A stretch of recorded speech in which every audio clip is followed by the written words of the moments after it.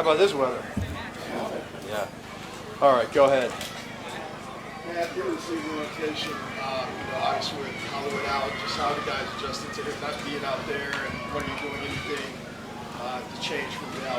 He might be out for potential preseason. Yeah, nothing real different right now other than J. Watt stepping in, which is J. Watt has been so great. He's invaluable in the fact of just understanding every spot. So for him to kind of know this offense, where he's at, steps right on in.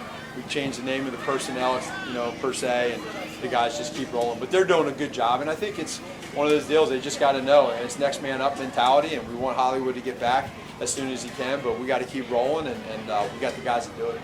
Now where's Carson Steele right now? Who's that? Carson Steele? Yeah. He's been progressively getting better and better by the day, and then you saw that with some of the runs he had. We're staying on top of these guys, making sure that they're good with the details, with footwork, understanding assignments, where they're at. But he's what I like about him is right now he's doing a lot of good things and being in the right spot at the right time, and you can trust him. Are there specific areas where you feel like Xavier Worthy has made progress since you guys came up here? Probably the biggest thing, Adam, is him understanding that everything's not going to be perfect, but how do you respond to, for example, today a couple misconnections between him and Pat, downfield throws that they didn't hit, but you put that on tape, and now they can take that and talk through why it happened, and so he's been good with that. Didn't get a whole lot of reps in the first preseason game, but for him, probably the biggest thing is like making sure that he understands that it's not going to be perfect, but we're trying to get to that point to where you guys really start clicking and understanding the whys behind maybe why you didn't get that throw or why there wasn't a catch. But he's had a phenomenal attitude. What ways, like tangible ways, have you seen Isaiah develop his pass catching? Well, he's always practicing, whether it's in special teams or post practice. He's always working on his hands. And he's always had that. So I think, like, you look at the preseason game, we had that catch in the flat. He's able to he bobbled it, but he made the catch, and he was able to get vertical right away. So continue to just keep working on that, but he's been great with that. How comfortable are you with the progress that Kingsley is making on the offensive line? I like where he's at. It's going to be growth with him every day. Being able to get some pads, put the lights on, and let him get some reps like we had last week in the preseason game, it's only going to make him better. Reps are invaluable for him right now. Being able to understand the speed, and then more than anything on the offensive line, and sometimes this doesn't get talked about enough, is the communication process between those guys that go on from the center to the tackles, and then being able to execute. You mentioned Pat working on the depth of the dropbacks. Just how have you seen the progress there as we've done? With his depth, Yeah. He's been fine. The apex of understanding rushers, guys getting upfield. Again, even with a new guy like Kingsley coming in, understanding the speed off the edge and knowing that you have a friendly quarterback that's going to push up in the pocket and make plays when he needs to. But he's always staying aware of where he's at. What do you need to step up with Hollywood out that receiver? I think right now for where he's at, probably, Justin Watson coming in, knowing the role, but necessarily step up wise. I don't know if I would use that word more than anything. Just like it's different because there's different guys in for different series and different quarters. So if you have an opportunity, no matter who you are, where you're at, whatever role you're in, you're trying to make this team. For us, we understand that we have our the first and second group of guys that you guys have seen out there in different quarters.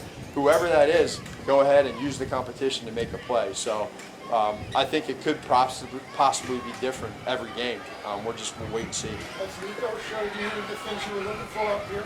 He's done well, and we talked about him being able to, when he gets in there, make plays. He had that catch, then the possible fumble that they called him on the knee down. But what I like about Nico, again, is being able to rebound and bounce back from a play that I know he wants back. Okay, let's close it out. Go ahead. Just anything you want to see emphasize more game 1, game 2? Probably more than anything, and it's very natural, is we had some mental errors from the group. You can't necessarily always see it in the newspaper with the stats.